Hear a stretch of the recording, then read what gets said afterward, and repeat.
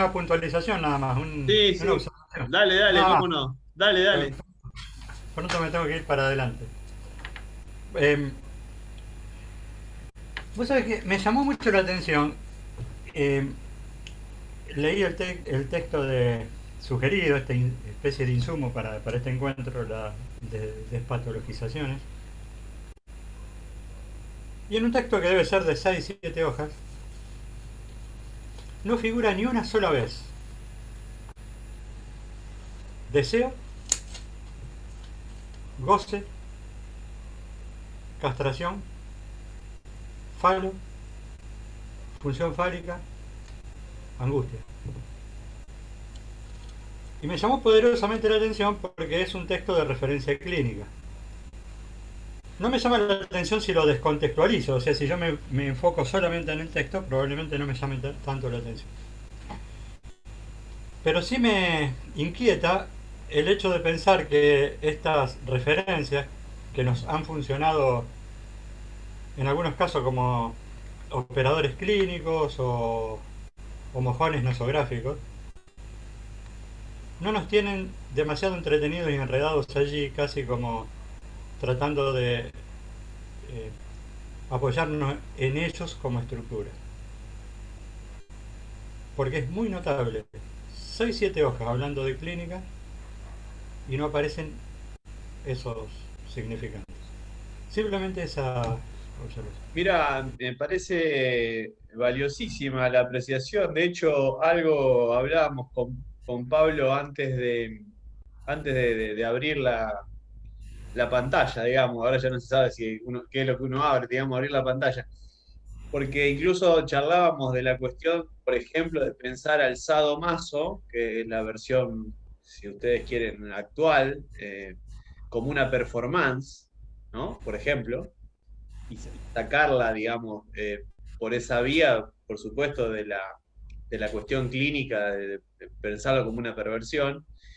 Y la pregunta es directamente por la angustia.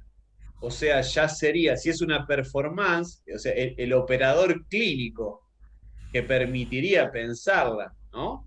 De ese modo ya está por fuera, porque si es una performance, ya no se cuenta con que el sadismo o el masoquismo cuentan precisamente con la angustia del otro. Es- o sea, tu pregunta va directamente al meollo del tema, ¿no? Sí, sí, me inquieta mucho esa situación. Bueno, era simplemente ese señalamiento. Nada más.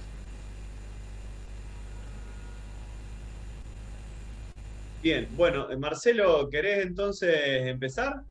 Dale, dale, dale. Bueno, hago una breve introducción, digamos, agradeciéndole a Pablo Soc la invitación, por el cual voy a presentar esto acá, digamos, dado que no tengo ni galardones universitarios ni académicos. Perdón, Eh, Marcelo, perdón. sí, Yo no sé si estás un poquito lejos del micrófono, porque ahora, yo al menos te escucho un poco bajo, no sé el resto. ahí No, vamos yo a ver. bien, Pablo. ¿Eh? Bien, ¿Bien? Sí, sí, sí, yo lo escucho. Más no sé, vamos. Dale, dale, bueno, dale, dale, voy Igual probando. acercate. dale. Eh, bueno, y en esa misma tesitura, digamos, también agradecerle a Pablo Pico y Amado porque no han puesto ninguna objeción para ello. Saludar a los que conozco, que vi varios, estaba por ahí Jorge, Facendini, con quien trabajé, bueno, Aldo, Damián, en fin, muchos. Y bueno, los que no me conocen, soy Marcelo Violato. Cualquier inquietud, pero sobre todo esta, pues soy quien estableció el último libro de Pablo Sopke, el que quiera poseerlo me lo puede pedir. Me encuentran en Facebook, psicólogo Marcelo Violato, A sí. mí no me dio Vos ningún ejemplar. te lo vamos a Recién se lo obsequiar. acabo de recriminar. Te lo vamos a obsequiar. Eh, bueno, me encuentran, psicólogo Marcelo Violato en Facebook, me lo piden y vemos cómo se lo podemos hacer llegar, sobre todo porque lo que escuchaba hoy de Pablo está en ese libro, mucho de lo que habló hoy está en ese libro, no así lo de la vez anterior, que no está Ah, tanto ahí. Bien, eh, me hago de las palabras que dijo Pablo Sopke recién, que dijo, no soy un buen candidato para estar en una maestría de salud mental. él por sus motivos, yo por otros, tampoco soy un buen candidato para eso. Lo que quiero decir es lo siguiente: no tengo el recorrido, ni sé por qué lugares fueron, y desconozco el programa. Entonces, el modo en que lo pensamos, cuando hablamos con Pablo cómo poder articular esto, yo le planteaba que mi presentación iba a ser al modo de excursus, siendo que pienso el curso de él como el curso central. Y lo mío sería en esa relación, como saliendo del interior, pero a la vez teniendo relaciones con el interior, ya sea por haber recorrido todo el camino, por no haber empezado a recorrerlo, o por estar al costado, digamos. De alguna manera, lo que voy a presentar tiene esas características. Si bien voy a hablar de discursos, tiene estas características. No esperen que quede muy asociado a la temática de la que se habla. Esperen más bien encontrar algo bastante distinto. El modo en que voy a honrar tu invitación, Pablo, es no cediendo un centímetro en mis ideas, digamos, y en el estudio que yo realicé, que se opone en mucho a lo que vos planteás. Yo anotaba la dimensión terapéutica del psicoanálisis, me parece ineliminable. La dimensión terapéutica del psicoanálisis me parece ineliminable. Yo trabajo para tratar de que sea secundaria o terciaria para el psicoanálisis. Y el psicoanálisis no aspira a la verdad, sino a la libertad. Lacaniano eso no es para nada, y yo me posiciono bastante en la letra de Lacan. Bien. Tomé algunas notas, la idea va a ser ir recorriendo algunos papeles que tengo escritos, sobre todo para llevar los argumentos más o menos bien articulados. Así que voy a leer un poco, porque es algo que escribí y que repasé, o sea que no creo que les vaya a resultar tedioso escuchar a alguien que lee. Bien, entonces voy a hablar de los discursos. Esta noción es utilizada por los psicoanalistas, podríamos decir freudo-lacanianos, klenianos, millerianos, jungianos. No sabemos bien dónde están los klenianos y los jungianos, pero en algún lugar deben estar. Me parece que es una noción que es utilizada de un modo impreciso y abusivo, sobre todo cuando dicen tomarlo de la enseñanza de Lacan. Por supuesto, peor es el caso de los que lo hacen sin siquiera saber de qué fuente surge la noción. Pienso muchas veces en el ámbito de la educación, donde se toman conceptos psicoanalíticos como otros, subjetividad, discursos, y no se sabe ni siquiera de dónde salió, y eso trae unos inconvenientes tremendos. No se sabe directamente de qué hablan. Pero así todo, puertas adentro del psicoanálisis, me parece que hay inconvenientes con ese término. Se imaginarán que este estudio está en las vías de tratar, primero yo mismo, de explicarme qué es esto de los discursos en Lacan. Bien, con fines expositivos y de acuerdo al tiempo de exposición, les propongo un esquema de desarrollo que establezca unos lineamientos concisos, breves y precisos, que serán recorridos una y otra vez en base a citas. El único modo riguroso de practicar el Lacan dijo, o sea, mi método va a ser el Lacan dijo, pero para hacerlo de modo riguroso, probablemente lea muchas citas. Si es que llegamos. Tengo una pizarrita como para indicar algo. Lo pienso así, a ver si se ve. Voy a tomar el término discurso en tres modalidades distintas. Siempre va a ser discurso, desde la enseñanza de Lacan, es decir, desde la obra. Él la llama mi enseñanza, pero es la obra de Lacan. Y el modo de recorrido va a ser así. Primero desde la primera modalidad, pasando por la segunda, por la tercera, y después otra vez el recorrido, ir a la primera, otra vez a la segunda, y cada vez ir agregando algo de complejidad. Quizá en la próxima lo que vaya a ocurrir es que se vayan a dar estas conexiones entre las tres modalidades. Pero lo primero que voy a hacer es definir un poco las modalidades. Parece interesante esto, es como el significante susuriano, es decir, no el lacaniano, el susuriano. Siempre es discurso, nada más que lo de la parte de abajo va variando, es decir, lo que sería la imagen. Entonces, arranco con la primera vuelta, que van a ver que es de lo más sencillo. Discurso modalidad 1, en la enseñanza de Jacques Lacan, es el entendido como el arte del orador. A mí me gustaba pensar como el discurso concreto, nombrarlo, ¿no? Como discurso concreto, pero después encontré que Lacan no lo llama así, y me parece que está bien como lo llama él. Él dice enunciaciones efectivas o discurso efectivo, es decir, no es concreto, es efectivo. La segunda modalidad es la que se toma desde el método histórico crítico. Y la tercera modalidad es la propiamente lacaniana, me parece, como creación lacaniana, que es el discurso sin palabras. A la tercera vuelta que recorrí esto mientras iba agregando alguna cita o agregando algún argumento, me di cuenta que se separa algo que yo creía que estaba en el primer nivel, es decir, en la primera modalidad, que es cuando Lacan habla de mi discurso. Yo había notado, había encontrado que siempre que habla de mi discurso, sería el discurso en modalidad 1, es decir, alguien se pone a hablar. Pero es más complejo eso, o sea que es probable que haya que articular una cuarta modalidad. Mucho de esto que voy a decir ahora es de opinión, obviamente. Me parece que no hay que tomarlo muy en cuenta más que como eso, como una opinión, ¿no? No la otra parte esta. En la enseñanza de Jacques Lacan se utilizan los tres, siendo el tercero una creación de Jacques Lacan. Es probable que la confusión que reina en la comunidad de psicoanalistas en torno a esta noción se deba en parte al uso que él hizo durante sus 30 años de enseñanza y a medida que iba progresando en su investigación.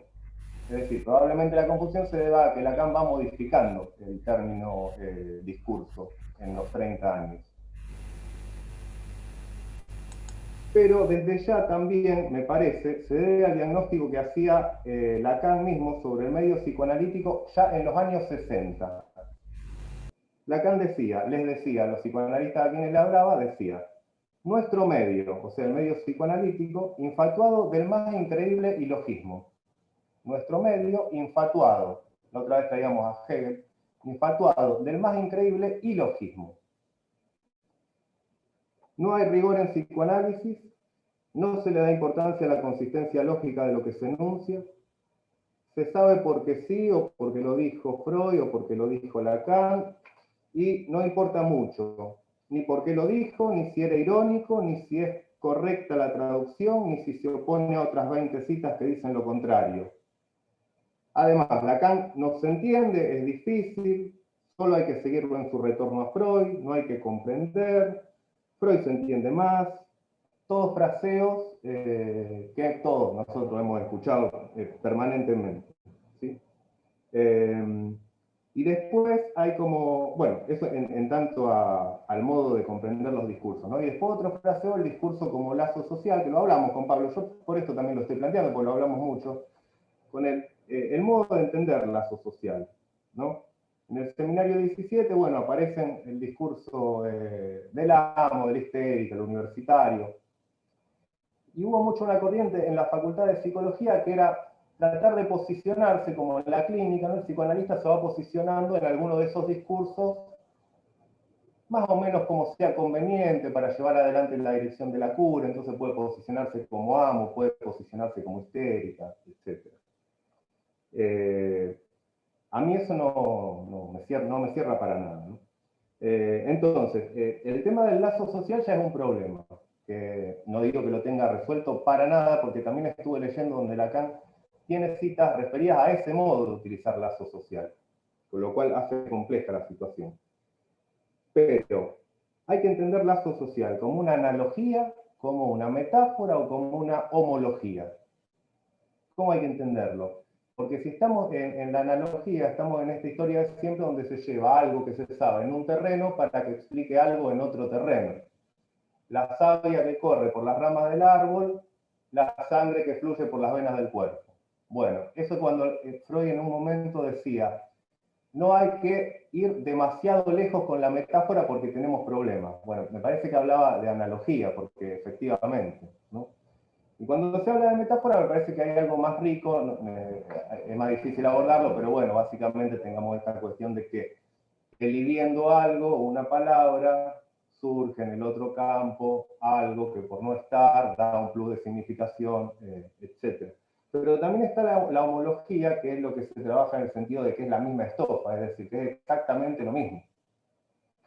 Entonces, el lazo social hay que llevarlo a la topología, y hay que entenderlo como lazo trivial o lazo no trivial, y ahí poder hacer toda una elaboración de los discursos como lazo social, o hay que dejarlo en el terreno de la metáfora y la analogía y poder plantear, por ejemplo, que estamos como cuestionados, atados por discursos sogas.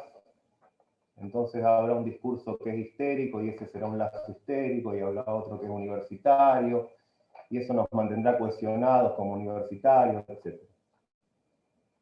Ese tema a mí me parece interesante, pero es la vía que no seguí, por esto de que lo que voy a seguir justamente es volver a recorrer esas tres modalidades, ahora agregando un poquito más. Entonces, la modalidad 1, discurso entendido así. Bueno, es el primero, es el más simple de definir, es lo que conocemos como discurso presidencial, discurso de apertura. Lo puede ejecutar el orador de modo improvisado o escrito. En el caso de estar escrito, puede ejecutarlo alguien más en nombre de otro.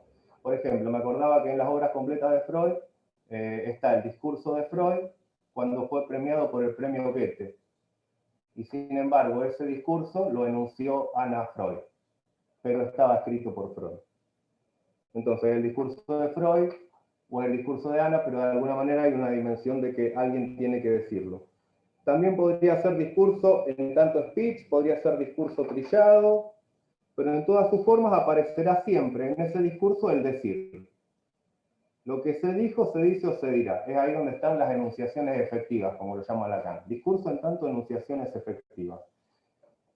Queda asociado a ese tipo de discurso la palabra y las representaciones. La palabra y las representaciones, no el significante.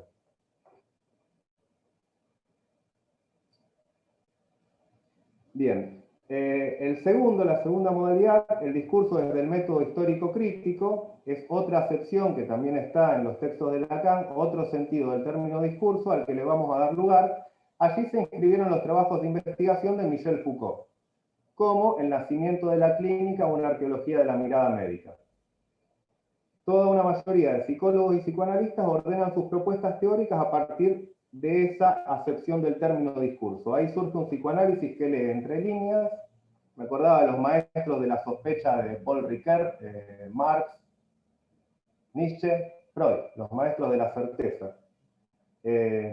Las conductas y los cuerpos serían gobernados por discursos. Hay una superestructura que, si se escucha bien, trata de develar una infraestructura.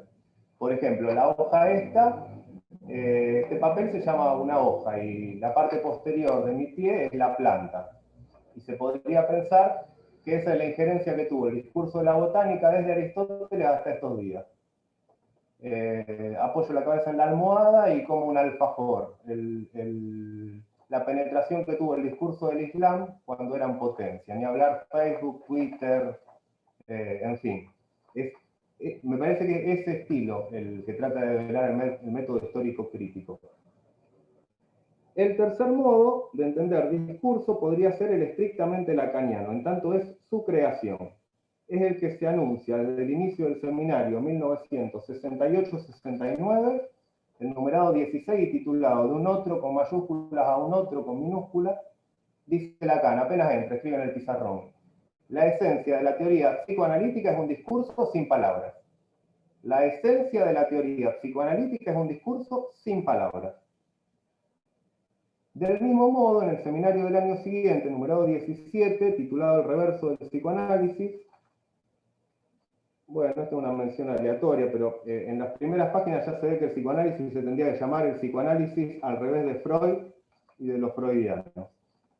Lo que ha constituido mi discurso como volver a tomar, digo, el proyecto freudiano al revés. Destaco ahí siempre mi discurso.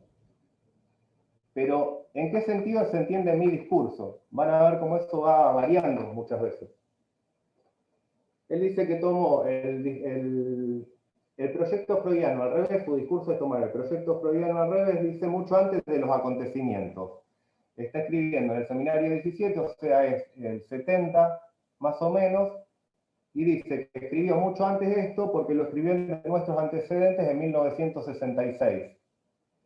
lo que está en el medio, y los acontecimientos son en mayo del 68, donde la idea era poner todos patas para arriba. Lacan no quiere quedar pegado a la moda y dice, esto lo escribí mucho antes de los acontecimientos. ¿Qué quiere decir esto? Resulta que el año pasado distinguí de forma muy insistente el discurso como una estructura necesaria que excede con mucho a la palabra, siempre más o menos ocasional. Prefiero, dije incluso, escribí un día un discurso sin palabras. Seminario 16 escribió un discurso sin palabras. Voy a recorrer otra vez los 3 modos, si queda algo de tiempo. Tengo 10 minutos más, 5, 6, ¿sí? Porque no llevé la cuenta. Tengo y 47. Necesito un ok, Pablo. ¿Tengo unos 10 minutos más o 5? Bien. Entonces, algunos pasajes donde Lacan habla de discurso en tanto decir, enunciaciones efectivas que son más o menos voluntarias, racionales, elaboradas, decididas, premeditadas e intencionales. Esa es la modalidad 1. El discurso en ese sentido, voluntario, racional, elaborado, decidido, premeditado, intencional. Es posible que piensen que Jacques Lacan, porque a esto se lo repite, acá voy sin red porque no sé qué es lo que viene.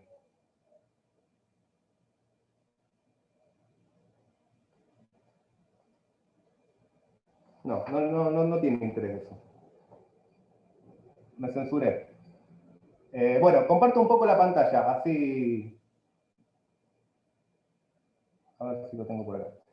La comparto para que puedan ir siguiendo, para que ustedes puedan ir siguiendo lo que yo voy a ir leyendo y sea más ameno, porque solo vienen citas. Quizá haga cortes y explique algunas cosas o haga algunas argumentaciones, pero son más que nada la lectura de cita porque tienen la particularidad de directamente presentar los argumentos, las citas que estoy eligiendo. Seminario 6, yo uso mucho las versiones de Ricardo Rodríguez Ponte, la versión crítica, me parece un establecimiento muy superior, digamos, al de Paidós o al de Sewil. Pero de todos modos, me parece que es de estilo. Cuando se lee a Ricardo Rodríguez Ponte y se vuelve a Paidós, se encuentra lo que se dice o lo que dijo Lacan. Y también para el que hable, bueno, lo deben saber, ¿no? Pero para el que lea francés, está en la página de staferla.free.fr, la extensión francesa, donde se ve claramente cómo los seminarios son muchísimo más largos, tienen muchísimas más clases, tienen muchísimo más dibujos, en fin. Pero bueno, no son los autorizados por Miller. Seminario 6, fíjense, seminario 6 es la clase 26. Siendo que debe corresponder a la clase 6 que nosotros tenemos. Y si ustedes me permiten tomar un poco de libertad, mi discurso de hoy dejo ahí para no aburrir. Estoy resaltando la modalidad 1, cuando Lacan habla de discurso como mi discurso, pero van a ver que enseguida hay una complicación con eso. Entrevista con Pierre D. En este punto yo hago pie para tratar de pensar si el psicoanálisis puede ser una teoría que no solo tenga que ser replicada como haciendo la teoría para que pueda ser aplicada en la clínica o en la terapéutica, sino que pueda sostenerse como una teoría quizá en sentido puro. Pero no importa, esto nada más marca una diferencia de Lacan con esa idea de que Lacan es un clínico, es un psicoanalista, o solo quería ser psicoanalista, o todo lo que lo extrajo de su clínica, etc. Porque también tiene que ver con su discurso. Es epistemología lo que estoy haciendo. Usted ve, le dice a Pierre D., que no están tan equivocados los normalistas de la Rue de Lune, donde hago mi curso de altos estudios al dar a mi teoría del psicoanálisis y sus prolongaciones epistemológicas. Este apartado, esta cita que viene ahora, este pasaje me parece fundamental para situar mi discurso, cuando Lacan habla de mi discurso, y todos los problemas que se van a dar después para saber si su discurso es un discurso sin palabras, si su discurso es un discurso que tiene que tener palabras, si su discurso se pega al analítico en tanto los cuadrípodos, o si su discurso es un discurso más dentro de la cantidad de discursos analíticos como el de Melanie Klein, Freud, etc. Dice Lacan, seminario 10. Diré que en esta ocasión, en este vasito de agua que es nuestro medio psiquiátrico, el fariseísmo comunista cumplió verdaderamente a pleno la función de aquello a lo cual lo hemos visto dedicarse. al menos para nuestra generación, en lo actual aquí en Francia, a saber, para asegurar la permanencia de esa suma de hábitos, buenos o malos, donde cierto orden establecido encuentra su confort y su seguridad. En resumen, no puedo dejar de testimoniar que fue a sus muy especiales reservas que debo el haber comprendido en ese momento que mi discurso, esta es la parte fundamental, demoraría todavía mucho tiempo en hacerse escuchar. Esto que viene me parece interesante. De ahí el silencio en cuestión y la aplicación que puse en consagrarme a solamente hacerlo penetrar en el medio que su experiencia volvía más apto para escucharlo, a saber, el medio psicoanalítico. ¿Qué entiendo ahí? Que hay un discurso psiquiátrico, que hay un discurso psicoanalítico, en tanto la modalidad que planteo como uno. Y que el discurso de Lacan no es ni psiquiátrico ni psicoanalítico. Simplemente es un discurso más que no tiene tanto que ver con la psiquiatría ni tanto que ver con el psicoanálisis. Pero el lugar donde él mejor lo puede introducir es en el ámbito psicoanalítico. Yo voy a saltear por el tiempo porque quiero dejar lugar para que le pregunten a Pablo y seguir esa charla. Voy a saltear muchas citas en ese sentido de la modalidad 1 y paso a la modalidad 2. Sitúo algunas citas y paso a la 3. La modalidad 2, yo le llamo modalidad, es totalmente caprichoso decirle modalidad, es acá de entre casa. La modalidad 2 está fuertemente asociada al método histórico crítico que es el de Michel Foucault. Entonces, tomo esta cita, no se ofendan los que son lectores de Foucault, yo no soy un gran lector de Foucault, simplemente tomé citas que me parecían que eran claves para defender el argumento, pero creo que no tuerzo el pensamiento de Foucault. Esta cita es de, bueno, el nacimiento de la clínica. En nuestros días están vinculadas al hecho de que hay un lenguaje y de que en las palabras sin números pronunciadas por los hombres, sean ellas razonables o insensatas, demostrativas o poéticas, ha tomado cuerpo un sentido que cae sobre nosotros, conduce nuestra ceguera, pero espera en la oscuridad nuestra toma de conciencia para salir a la luz y ponerse a hablar. Estamos consagrados históricamente a la historia, a la construcción paciente de discursos, a la tarea de oír lo que ya ha sido dicho, condenados a la historia. Gustavo Bueno, un epistemólogo español, escribió un día un textito sobre Levi-Strauss donde decía: mi opinión no vale más que la de mi portera. Lo sacó de una conferencia que le hicieron a Levi-Strauss, donde le preguntaban, una entrevista donde le preguntaban qué opinaba de la guerra del Golfo, en plena guerra del Golfo. Y dijo: en ese campo mi opinión no vale más que la de mi portera. Para tener en cuenta un poco lo que es la diferencia entre la historia o la opinión y la estructura. El estructuralismo de Levi-Strauss, me parece que en ese punto, y ya lo vamos a ver, ahora mismo lo vamos a ver, cómo Lacan se separa. Él y Levi-Strauss, aunque se separa también entre él y Levi-Strauss, de Althusser, Foucault, Barthes. Entrevista con Pierre D. Le dice, Pierre D. ¿Están ahí? Sí. Yo quería justamente preguntarle lo que usted piensa del estructuralismo, puesto que también se escribe aquí y allá que usted es estructuralista y que había una especie de conjuración estructural conducida por Levi-Strauss, Foucault. Lacan lo interrumpe y le dice: sí, Althusser, Barthes y yo, sí, lo sé. Acabo de decir a qué estructuras calificadas y verificables se refiere mi estructuralismo. Estas no carecen de conexión con las que motivan el estructuralismo de Claude Lévi-Strauss. Pero justamente porque ahí hay referencias perfectamente localizables en su distinción. Está claro que Lévi-Strauss y yo no estamos unidos más que por una posición puramente analógica, lo que decía antes de analogía, puramente analógica, cada uno en nuestro campo. Que Michel Foucault, de esas referencias a los campos, cuya estructura revelamos, extraiga la filosofía, es otra operación que él prosigue en total independencia. También se habló de Alouche, se sabe que Alouche planteó el psicoanálisis será Foucaultiano o no será más. Y que no compromete a las precedentes, aunque cuando uno de ellos, yo mismo, puede en su seminario encontrar ocasión en su presencia para debatir al respecto con él. Que Althusser y Barthes encuentren allí sustancia y aparato para esclarecer sus caminos, esos son simplemente signos de su apertura y de su agudeza. Tengo más citas en ese sentido, pero ya el tiempo es corto y quiero situarlas de la tercera noción. Entonces, tercera modalidad, un discurso, en tanto un discurso sin palabras, como la creación de Jacques Lacan en el campo de los discursos. Seminario 16. La esencia de la teoría psicoanalítica es un discurso sin palabras.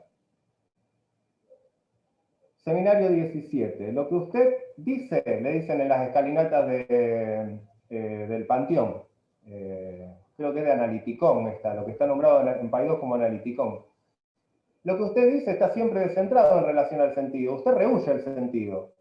Tal vez por eso, precisamente, mi discurso es un discurso analítico. Corresponde a la estructura del discurso analítico ser así. Digamos que me agarro de esto tanto como puedo, por no decir que me identifico estrictamente con eso.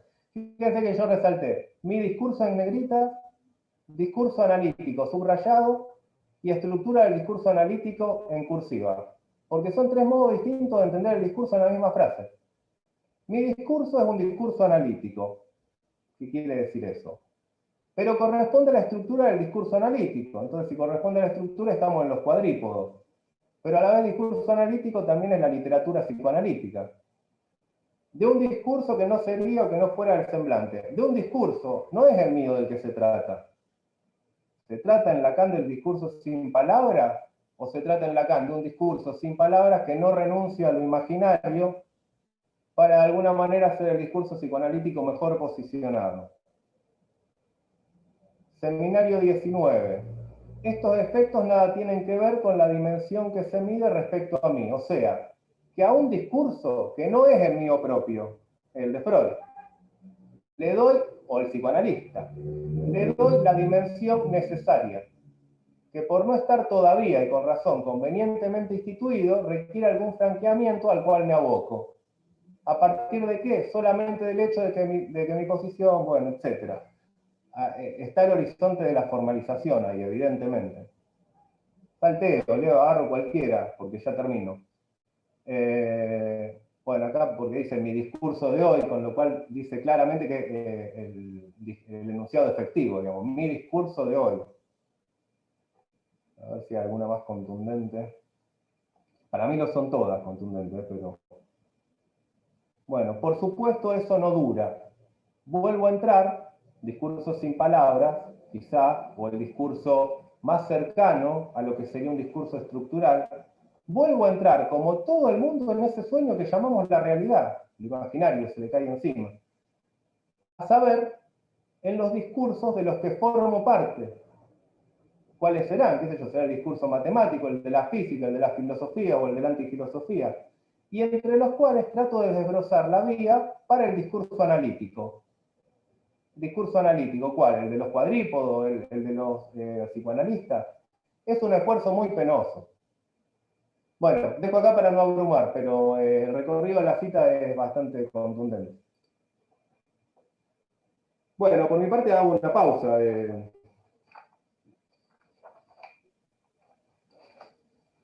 Bien. Bueno, gracias Marcelo.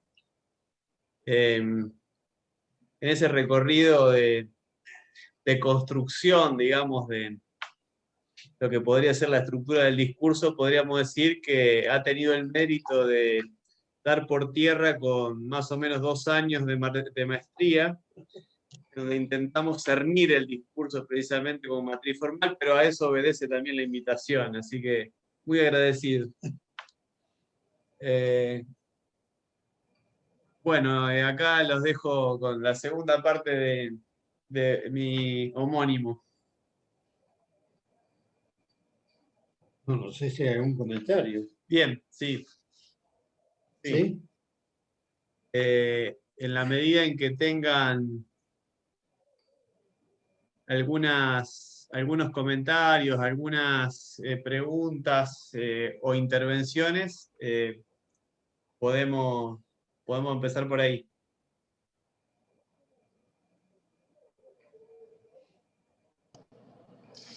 Difícil, ¿no? Decir algo ahora. muchas cosas para pensar. Me quedé pensando en esto que decías vos, Marcelo, recién, todas estas formas diferentes que uno le puede dar a la cuestión del discurso. Me quedé pensando fundamentalmente en la dimensión propia del discurso como un aspecto de la clínica. Cuando nos vamos al terreno de la política, hay otras palabras, otras maneras de definir el recorrido que quizás se prestan más, como por ejemplo ahora que está muy de moda la cuestión del relato, ¿no? Como si la política estuviera más hecha de relatos que de discursos. Porque me parece que en la cuestión del discurso se juegan otras cosas, y me parece que la referencia, por ejemplo, a Foucault y al orden del discurso es inevitable. Hay una cuestión ahí de ceñir como estructura del discurso en donde se puede alojar un sujeto, ¿no?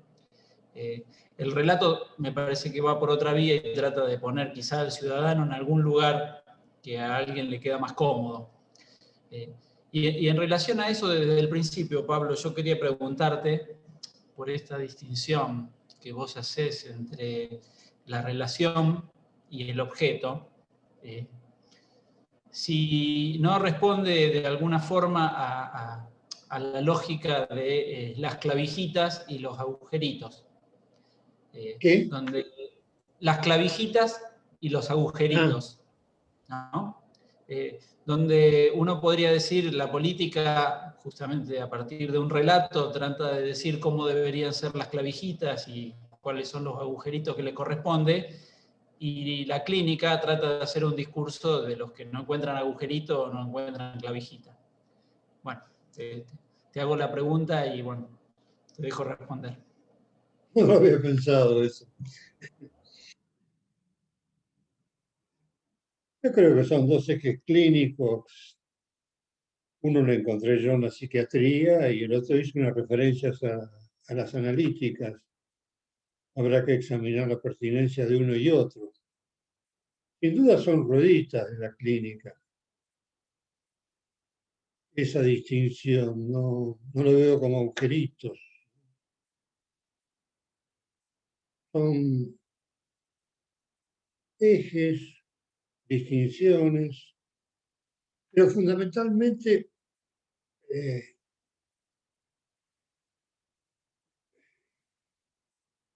es el dúo mismo, es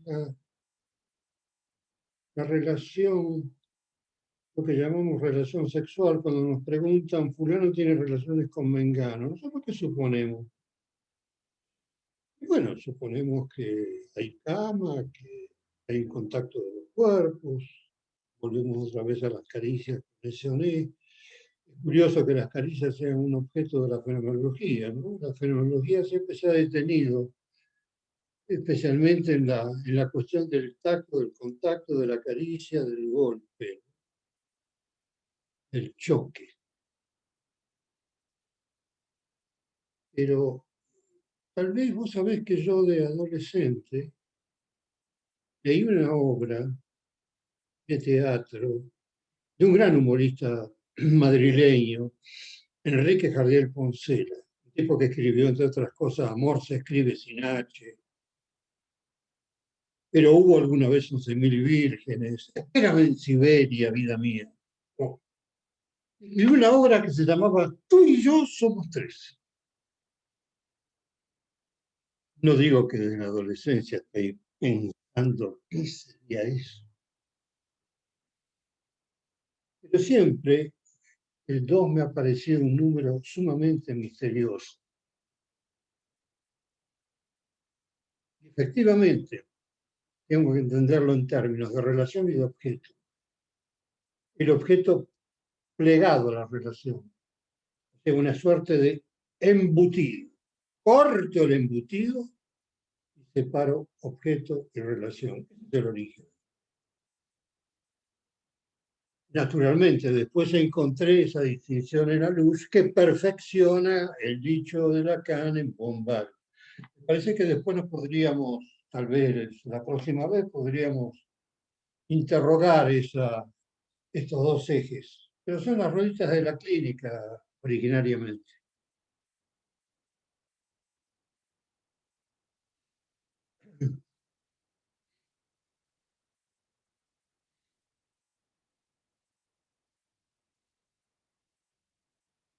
En otras palabras, no concibo, digamos, una relación sin fetichismo. Me parece que eso es bastante claro, ¿no? Y sí, son.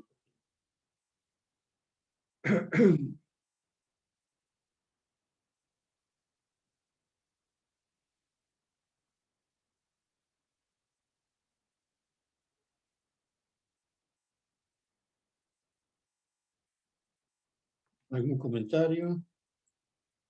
Porque lo que está en juego acá, insisto, es la despatologización. Lo que tratamos de hacer es seguir las vías, seguramente tortuosas, disímiles, diferentes, las vías por la cual una patología se convierte en un fenómeno social, o en una minoría, o en una comunidad, o en un discurso, o en una subcultura. Ese es el marco de referencia. En ese punto, mi pregunta de la vez pasada, no me acuerdo si tuvo una respuesta, pero la pregunta justamente era en función de si no podía ser el mecanismo de la folia D el que propiciaba eso como posibilidad y que después eso se colectivice. Se tomaba el lineamiento que hace Freud en el malestar en la cultura, donde él va destacando lo que sería el eremita, es decir, esa persona que se retira porque no encuentra lugar en la sociedad en la que vive, y finalmente se retira a vivir su vida alejado en el campo. Y Freud dice, pero hay un caso más raro, es cuando esa persona consigue seguidores, y eso puede devenir en una religión. Evidentemente ahí le falta a Freud el mecanismo que hace que una persona retirada, bella alma, eremita, lo que sea, pueda tener la capacidad para generar después de eso un colectivo. No podría pensar en Cristo yendo a buscar a Pedro y diciéndole, vamos a pescar hombres. Eran dos. Y era una idea bastante loca. Si uno se posiciona en las películas que puede ver o en los documentales, ¿no? Pero vos que trabajaste bien el término y el mecanismo de la folia D, ¿no sería un mecanismo posible para ir transformando a un solitario en un colectivo? Yo simplemente lanzo la pregunta porque no tengo herramienta para ni siquiera saber si la pregunta es pertinente. Por supuesto, Marcelo. Por supuesto. De eso vamos a hablar cuando hablemos de la chifladura analítica. Seguramente en la comunidad analítica ha intervenido la folia y la folia de muchos, y el delirio de muchos. Yo por lo menos me he tomado en serio la episteme del psicoanálisis según Lacan, 1977. Psicoanálisis, delirio del que se espera que traiga. Pero eso lo vemos en el último seminario, Los caminos de la chifladura. Sin duda hay una relación entre la locura y la comunidad analítica, no me cabe ninguna duda. Lo que ocurre es que esa chifladura necesariamente debe sortear el discurso analítico, porque el discurso analítico es el ejercicio del analizante. ¿Estamos de acuerdo?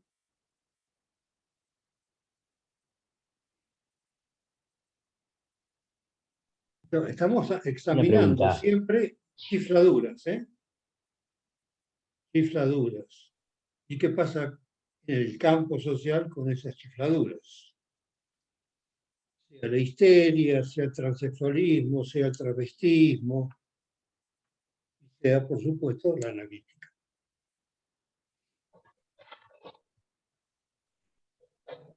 El que comenzó con esto fue Rustanger. que reconocerlo.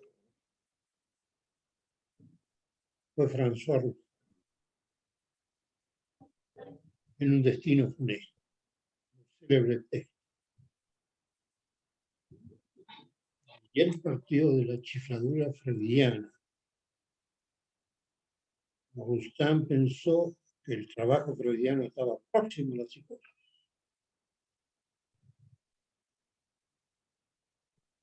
Que al menos la sociedad de los miércoles, acá agregó algo de mi cosecha, que la sociedad de los miércoles, de esa que hemos hablado la vez pasada, en esa sociedad era seguramente algo del orden de adoptar el delirio de otro, es decir, la folía de una locura comunitaria. Eso es lo que yo me propongo examinar en el último seminario.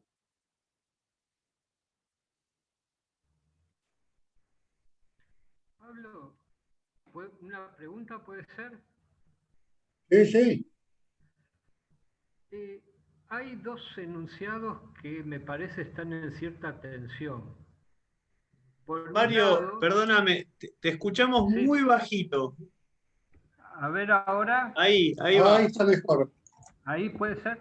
Sí. Sí. Hay dos enunciados que están en cierta tensión. Por un lado, la despatologización, produciendo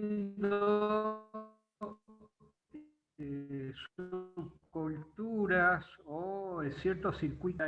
El enunciado que el psicoanálisis es la operación del síntoma. Entonces,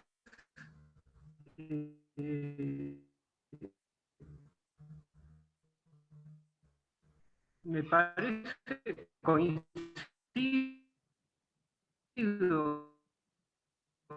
en privilegiar Se pierde, Mario. Se corta, Mario. que no constituye un... Se ve que tenés como una señal ahí que es medio inestable y vos sabés que se te interrumpe la frase. Ahí, por ejemplo, Para mí, nosotros... Mario, tendrías que apagar la cámara quizás y vamos a escuchar mejor la pregunta. a lo mejor si apagás la cámara te mejora la señal.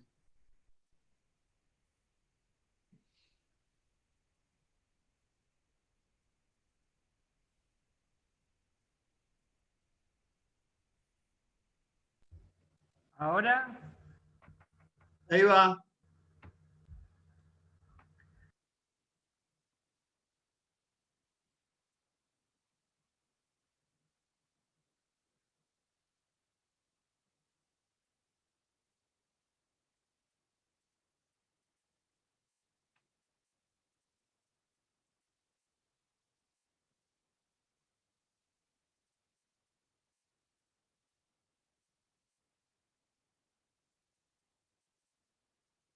Se ve que se le corta la señal.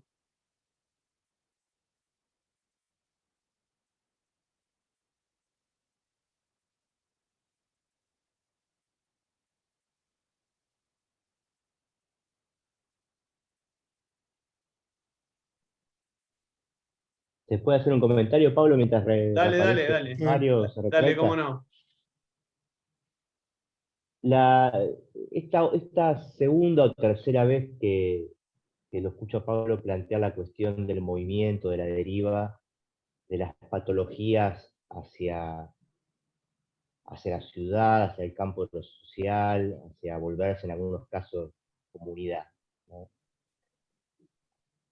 Me hacía escuchar cierta idea, que no sé si es la idea de Pablo, por eso esto tiene un tinte de pregunta, como si el lugar de origen, el lugar de pertenencia, el lugar natural, digamos, de esos fenómenos, fuera la patología y se hubieran estado moviendo, se estuvieran moviendo hacia este otro estatuto de despatologización, en algunos casos con carta de ciudadanía y demás, ¿no? Esta vez que lo dijiste, Pablo, me dio esa impresión, como que la deriva iría de una suerte de sitial originario, natural, ¿no? Que sea patología, y las patologías se estarían despatologizando. Ahora bien, por lo menos en el caso de algunas de ellas, uno también podría hacerse la pregunta de la deriva anterior, es decir, del momento en el cual no eran una patología y se volvieron tal, ¿no? Porque ahí también hay un movimiento que muestra que algunas de esas cosas llamadas patologías no estuvieron siempre allí, ¿no? El caso de la homosexualidad me parece paradigmático, ¿no?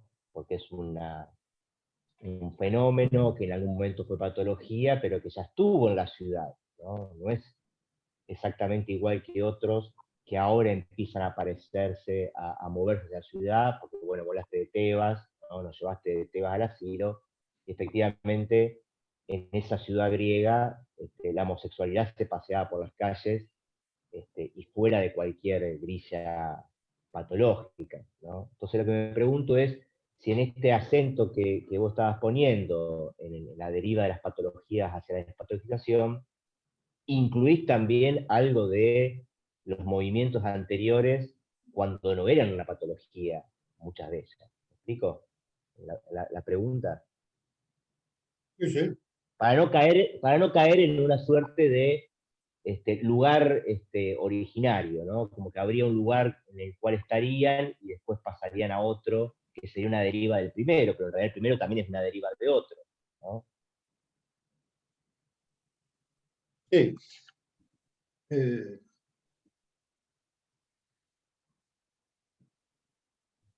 las que me interesaron en primer lugar son las patologías recluidas, es decir, la patología asilar. Y naturalmente ahí concuerdo con la tesis de Michel Foucault que hay un verdadero corte epistemológico, razón por la cual la clínica del asilo no tiene absolutamente nada que ver con la opinión de todos los médicos anteriores al espacio del asilo. Eso sería válido, por ejemplo, para la histeria, confinada en la Salpêtrière, bajo la mirada de Charcot, prácticamente 4.000 almas metidas ahí adentro. Y es válido también para el transexualismo. El travestismo, la posición fue diferente, eran bien casos de interés penal. Y evidentemente, en el caso de la chifladura analítica, tendríamos que partir efectivamente del apasionamiento de Freud por Fliss.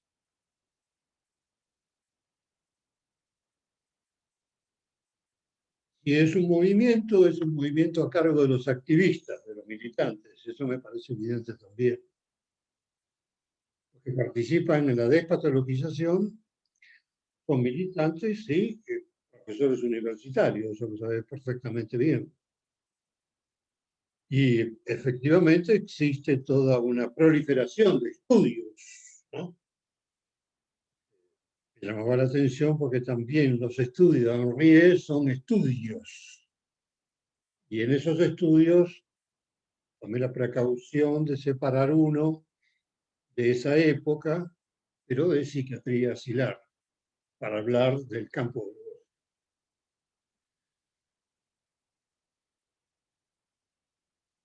Después tenemos, obviamente, por lo sabe bien, en el texto aparece los estudios, ya tendríamos que referirnos a cada uno de ellos, los gender, los estudios queer, los estudios gay, lesbianos, etc.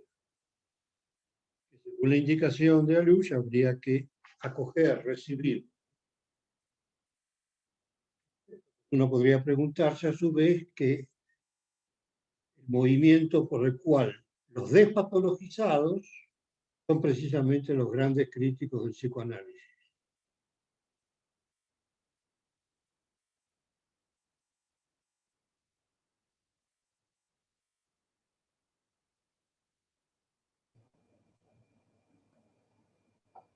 ¿Quieren que lea la pregunta que hizo Mario? ¿La escribió? ¿Sí? Te pongo voz. Dice Mario Kellman. Hay una tensión entre la propuesta de despatologización y la consecuente erótica y subcultura, respecto del enunciado que el síntoma es la operación del psicoanálisis. El síntoma no constituye un tipo ni una nosografía, pero es un tratamiento de lo patológico. Sí, el psicoanálisis es una operación sobre el síntoma. Exactamente. Y no tendría ningún sentido. Por el sentido sexual del síntoma, es decir, la práctica sexual. Eso es el psicoanálisis. Un acto y una doctrina.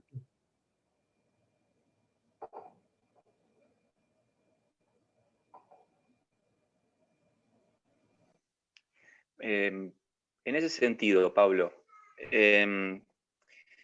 vos en la sesión pasada habías concluido, digamos, la reunión y antes de dar el portazo, digamos, vos hacías referencia a que las psicosis se socializan, digamos, como una máscara de histeria o de neurosis obsesiva. Creo que fue máscara el término que utilizaste. Creo que está en relación un poco a esto que estamos planteando respecto de lo etológico y lo social. Y a mí se me presenta la pregunta de, digamos, de cuál es la estofa de esa máscara, cuál es la consistencia, el estatuto de esa máscara, y cuál es la relación, si es que hay alguna, digamos, entre esa máscara y el acto analítico por un lado, y el consultorio del psicoanalista por el otro, teniendo en cuenta de que tal vez no tenga ninguna relación con el acto analítico, digamos, o con la intervención psicoanalítica. No sé si es clara la pregunta. Sí, sí. Es decir, la máscara es el síntoma. Las psicosis de hoy no son sistemas delirantes tipo Schreber, sin ninguna duda. Y es perfectamente posible que un psicótico se socialice con un síntoma, porque entre crisis y crisis puede perfectamente ocupar su lugar el síntoma. Más aún, es una de las maneras en que la psicosis se autocura. Además de la que señaló Kretschmer en su momento, la sublimación religiosa. El acto analítico lo que puede hacer es precisamente, por imprudencia, presunción por parte del analista, siempre listo el analista para desistir de su función, lo que puedo hacer es precisamente, por un efecto de interpretación, desencadenar la bufé delirante que estaba detrás de ese símbolo. Por eso yo he retrocedido delante de la psicosis. Se ve mucho en el Hospital General. En mi práctica en el italiano me parecía bastante numeroso eso. Esos obsesivos, esos grandes obsesivos, o a veces esos cuadros histéricos. Bellman hizo una observación interesante con respecto a eso, cuando se discutía en mi época que había un delirio histérico, y Bellman respondía: no hay ningún delirio histérico, sino que esos son auténticas psicosis, revestidas con un semblante, con un síntoma de histeria, pero auténticas.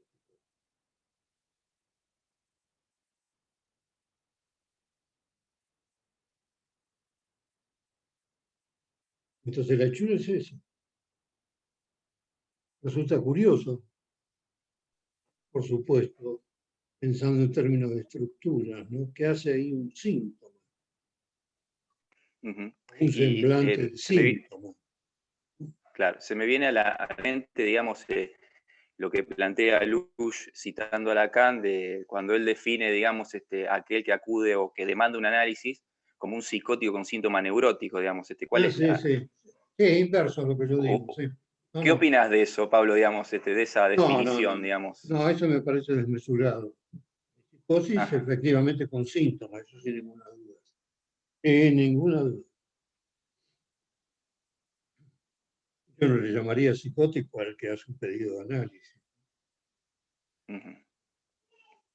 Lacan dice que tiene una creencia loca, ¿no? Que por eso acude. La demanda analítica me parece sumamente precisa.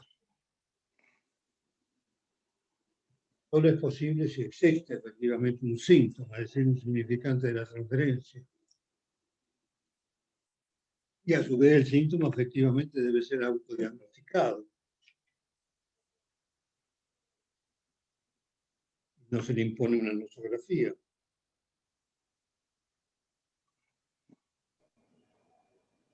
Bien, la curación de Schreber, por lo menos el hecho de que calmen sus alaridos, yo siempre lo interpreté como una cura por travestismo. Curaba así en mi programa de clínica. Y existen varias maneras por las cuales la psicosis se atempera, se socializa. Es interesante ligarlo a la despatologización, sin duda. Pero yo pensaba más bien en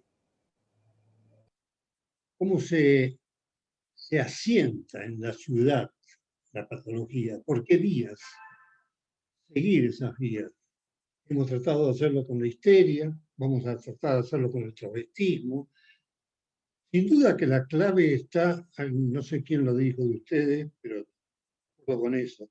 Creo que vos, Diego, con la colectivización, claro. Hay una ligación profunda entre el número y la comunidad. La colectivización cambia de estatus. No tengo dudas sobre eso. La cuestión es si la despatologización es una despatología para nosotros.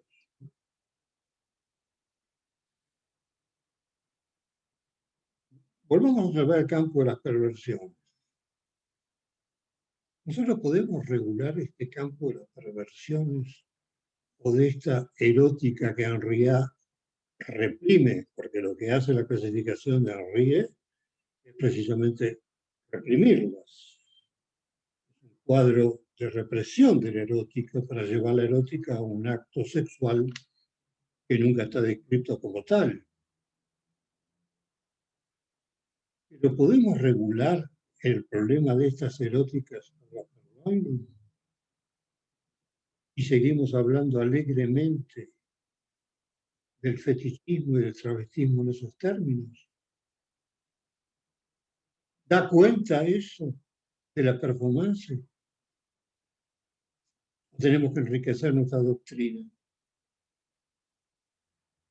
¿No será que estos movimientos y estos estudios nos hacen un obsequio? Es hacernos pensar en el semblante, en el anzuelo, en la seducción, en la performatividad. ¿No señala alguna insuficiencia nuestra?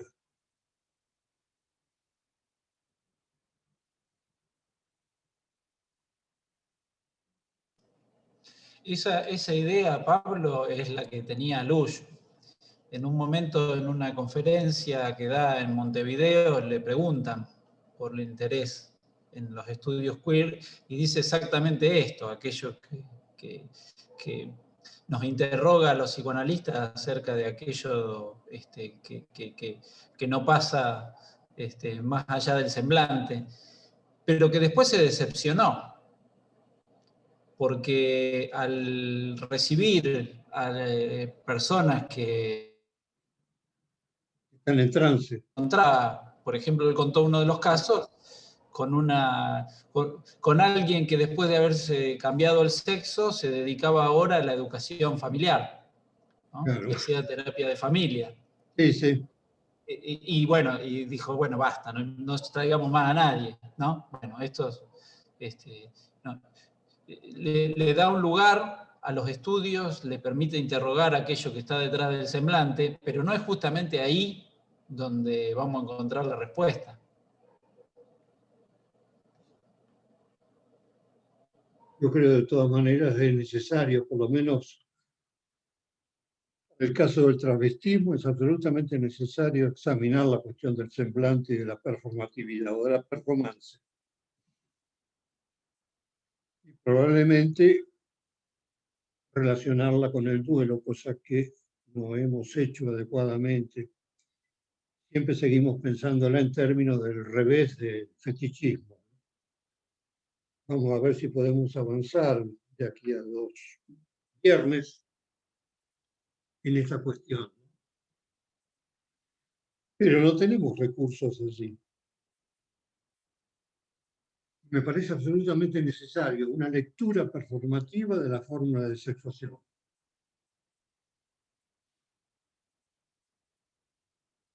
Absolutamente necesario. Porque es una cuestión muy amplia la de la performance, porque incluye también todo lo del señuelo, lo del anzuelo, como decía recién, ¿no es cierto?, la seducción, hacer de mujer. ¿Qué mujer? Preguntémonos de eso, por lo menos, ¿no? ¿Qué hace de mujer? ¿De qué mujer hace? ¿De la mujer del fóbico? ¿Del obsesivo? ¿Cuál es la identificación? Son varios esos términos. Identificarse, como admite Lacan, en relación de objeto, identificarse con la madre fálica.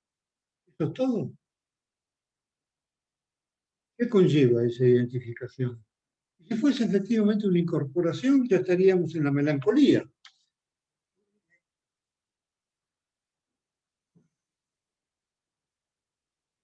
Eso hay una piedra en el zapato realmente, la cuestión del travestismo. Porque al final, en el fondo de la cuestión, no hay ningún goce nuevo. El travestismo queda ligado al goce peligro.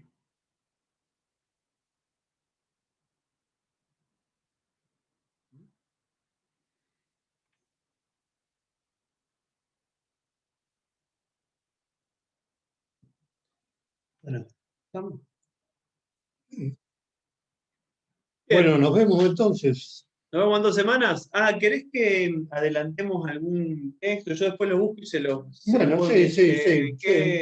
Después lo vemos. ¿Qué propone? Ah, lo vemos Sí, después y lo avisamos. vemos después. Bien.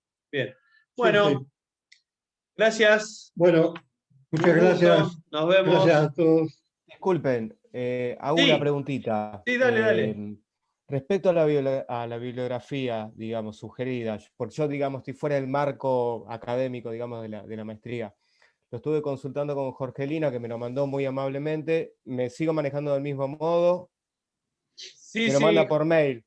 Sí, incluso hoy Jorgelina me pidió para algunos que habían consultado por el programa del seminario, no sé si ha sido tu caso, todo lo que vayan necesitando le preguntan a ella. En el caso de que ella no tenga los argumentos, las posibilidades de responder, ella me consulta y tratamos de resolverlo. Bien. Bueno, gracias. No, por favor. Bueno, hasta la próxima. Adiós. Chao, Pablo. Bueno, ¿qué? Vamos a fumar un poquito.